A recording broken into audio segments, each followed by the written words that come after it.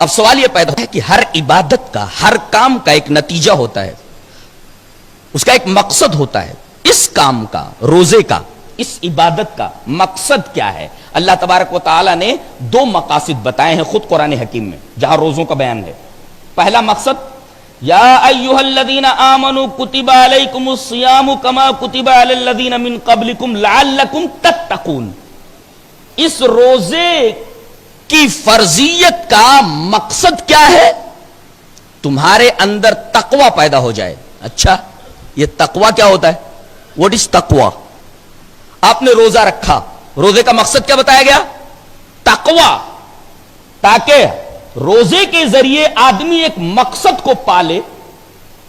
کوئی کام آدمی کرتا ہے تو اس کو کچھ ریزلٹ ملنا چاہیے نا، اس کا ایک مقصد ہوتا ہے. تو ہم نے روزہ رکھا، اس روزہ رکھنے سے ہم کو ملے گا کیا؟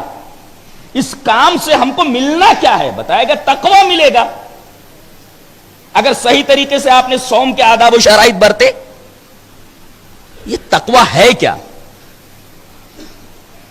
ابن کثیر اٹھا کر دیکھیں گے آپ، علامہ عماد الدین کی، تو اس میں آپ کو تقوی کی بڑی بہترین تفسیر نظر آئے گی، وہ میں بیان کر دے رہا.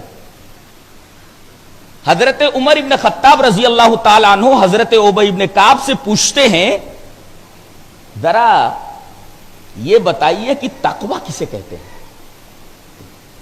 یعنی صحابہ کرام رضوان اللہ تعالی علیہم اجمعین جن کی زبان عربی تھی، کسی اصطلاح کو گہرائی کے ساتھ اس وقت تک نہیں سمجھ پاتے تھے جب تک کہ وہ اپنے سے زیادہ علم والے سے اس کو جان نہ لے.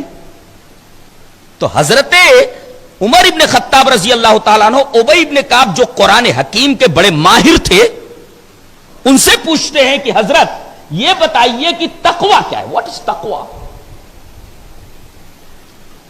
حضرت ایک مثال سے سمجھاتے ہیں. حضرت ابی ابن کعب رضی اللہ تعالی عنہ کہا کہ جناب آپ کسی ایسے راستے سے چلے ہیں، گزرے ہیں، ایک راستہ ہے جس کے دونوں طرف خاردار جھاڑیاں ہیں، کانٹے ہیں، اور راستہ بہت تنگ ہے. کہا کہ ہاں. تو کہا کہ بتائیے، راستہ ایک تو بہت تنگ ہے اور راستے کے دونوں طرف خاردار جھاڑیاں ہیں، کانٹے ہیں، تو اس راستے سے آپ کیسے گزرے ہیں یہ بتائیے آپ. انہوں نے کہا کہ شمرت واجتہدت، میں نے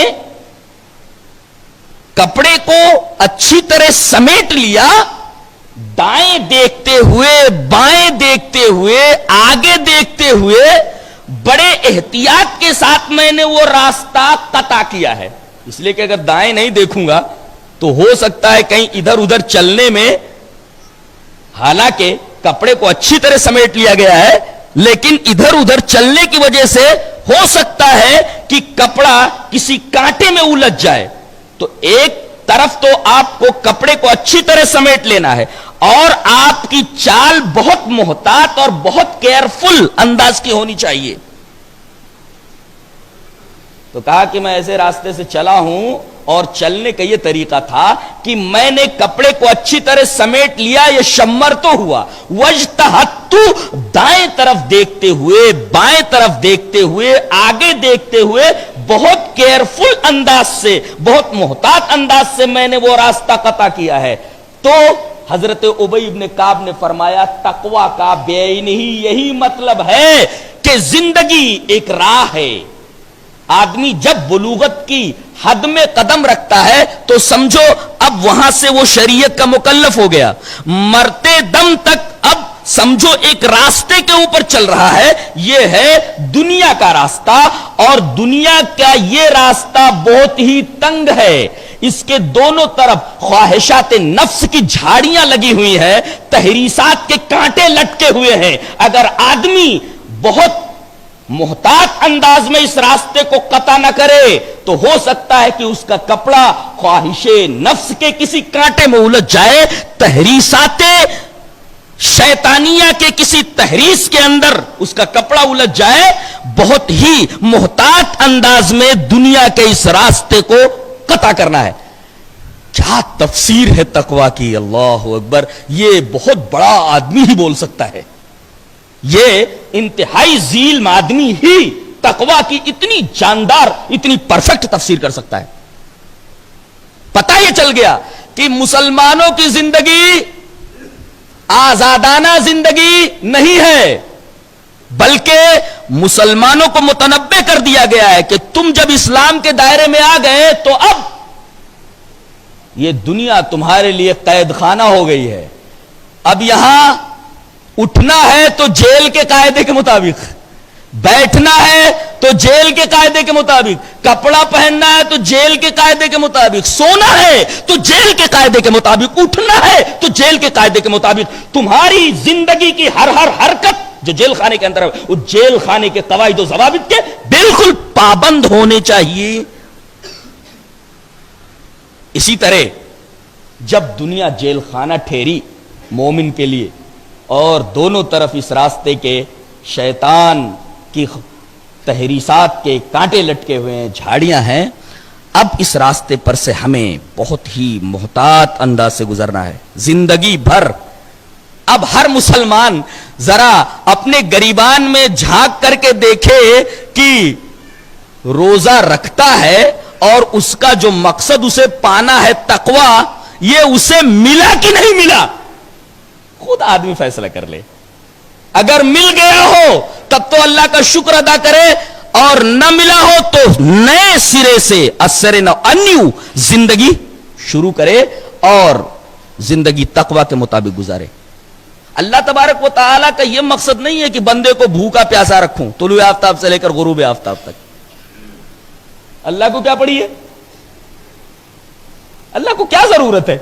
मैं तो कहता हूं अगर दुनिया के तमाम इंसान उसके नाफरमान हो जाएं तो अल्लाह तबारक व तआला की अजमत में कोई फर्क पड़ने वाला नहीं है, और तमाम लोग उसके फर्मा बरदार हो जाएं तो अल्लाह तबारक व तआला की अजमत में इजाफा होने वाला नहीं है।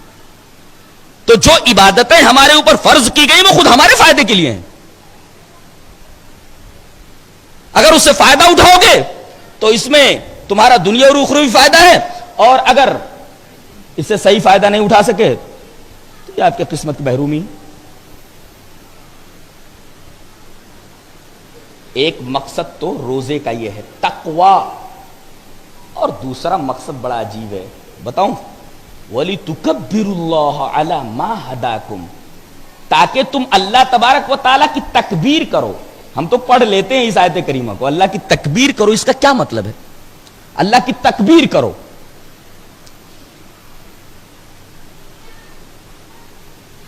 तकबीर करने का मतलब होता है अल्लाह को बड़ा समझना। अजान हो गई, नमाज नहीं पढ़ रहा है, तो उसने बड़ा किसको समझा? बोलो, अल्लाह को बड़ा समझा उसने के? अपने नफ्स को। मुअज्जिन अजान देता है अल्लाहु अकबर, सुनने वाला बोलता है अल्लाहु अकबर, अल्लाह बड़ा है, झूठ बोलता है। अल्लाह को बड़ा कहां माना तूने? अल्लाह को बड़ा मानता तो वक्त के ऊपर नमाज पढ़ लेता, तूने अपने नफ्स को बड़ा माना। शादी ब्याह का मौका है, कुरान और सुन्नत के कितने तकाजे पामाल होते हैं मालूम? शादी ब्याह के मौके पर कुरान के कितने कानून मजरू होते हैं, हदीस के कितने कवानीन के ऊपर ज़र्ब पड़ती है। तो तुमने अल्लाह को कहां बड़ा माना? तुमने तो अपनी नाक को बड़ा माना, तुमने तो अपने नफ्स को बड़ा माना। हदीस में है कि एक भाई दूसरे भाई से 3 दिन से ज्यादा नाराज न रहे। मोमिन का दिल बहुत कुशादा होता है, पूरी दुनिया समा जाए। मोहब्बत और उखुवत का दर्स देता है इस्लाम। 3 दिन से ज्यादा किसी भाई से मुंह न मोड़ो, उससे मिलो, नहीं मिल रहे मुंह फेर ले रहे। तो अल्लाह बड़ा, अल्लाह का रसूल बड़ा कि तुम्हारा नफ्स बड़ा? शरीयत की कितनी बातें सुनते हो, कुरान की कितनी बातें सुनते हो, हदीस की कितनी बातें सुनते हो, एक बात मानते हो? تو تمہارا نفس بڑا کہ اللہ بڑا؟ تو بولتا ہے اللہ اکبر کہ تو بالکل صحیح بولا، تو جھوٹ بول رہا ہے تو اللہ کو کہاں بڑا ماننا ہے؟ تو اپنے نفس کو بڑا مان رہا ہے. روزے کی فرضیت کا دوسرا مقصد وَلِتُكَبِّرُ اللَّهَ، جہاں روزوں کا بیان ہے آگے یہ لفظ موجود ہے وَلِتُكَبِّرُ اللَّهَ عَلَى مَا هَدَاكُمْ، تاکہ تم اللہ کی کبریائی کرو، اللہ کو بڑا مانو. دیکھو کتنی عجیب بات ہے. صبح اس نے کھانا کھا لیا، طلوع آفتاب سے لے کر غروب آفتاب تک تنہائی میں بھی ہو، پیاس لگی ہوئی ہے، دیکھ رہا ہے کہ آس پاس کوئی نہیں ہے، چاہے تو پانی پی سکتا ہے، چاہے تو کھانا کھا سکتا ہے. نفس کہہ رہا ہے کائے کو پانی پی لے، کائے کو پانی نہیں پی لیتا، کوئی دیکھ تھوڑی رہا ہے، پی لے. لیکن کہتا ہے نہیں پیوں گا. اب یہ بتاؤ اس نے اپنے رب کو بڑا مانا کہ اپنے نفس کو بڑا مانا؟ بولو. پیاس سے ہونٹ سوکھے ہوئے ہیں، بے قرار ہے اور تنہائی میں بھی ہے، غسل خانے میں ہے، پانی پی سکتا ہے، وہ وہاں کوئی دیکھنے والا بھی نہیں ہے، لیکن نفس یہ کہتا ہے پی لے. کائے کو پریشان ہو رہا ہے، کوئی دیکھ تھوڑی رہا ہے. لیکن تنہائی میں ہونے کے باوجود بھی وہ پانی نہیں پیتا. اگر غسل خانے میں سے پی کر نکل آئے تو کوئی یہ تھوڑی کہے گا کہ یہ روزے سے ہے کہ نہیں ہے، روزے سے. پھر بھی پانی نہیں پیتا. کیوں؟ اس لیے کہ وہاں اس نے اپنے نفس کی بات نہیں مانی، نفس کو بڑا نہیں مانا، اللہ کو بڑا مانا. گویا کہ روزے کی فرضیت کا دوسرا مقصد یہ ہے کہ بندے کے اندر یہ عادت ڈالی جائے کہ اپنے نفس کو نہیں بلکہ زندگی کے ہر معاملے میں اللہ کو بڑا مانے. یہ ہے فرضیت کا دوسرا مقصد جو انتہائی عظیم مقصد ہے. اب ذرا بتاؤ کہ زندگی کے ہر معاملے میں بندہ اپنے رب کو بڑا مان لے. بتاؤ رب کو بڑا ماننے پر نفس دھیرے دھیرے دھیرے دھیرے دھیرے دھیرے تو مقتول ہو جائے گا. پھر وہ کوئی گناہ کروا ہی نہیں سکتا آدمی سے، اتنا کمزور ہو جائے گا وہ.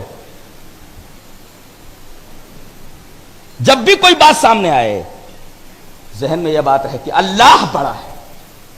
اللہ کی بڑائی کو اگر آپ نے تسلیم کر لیا تو سمجھو آپ سے گناہ نہیں ہوگا. یہ دوسرا مقصد ہے روزے کی فرضیت.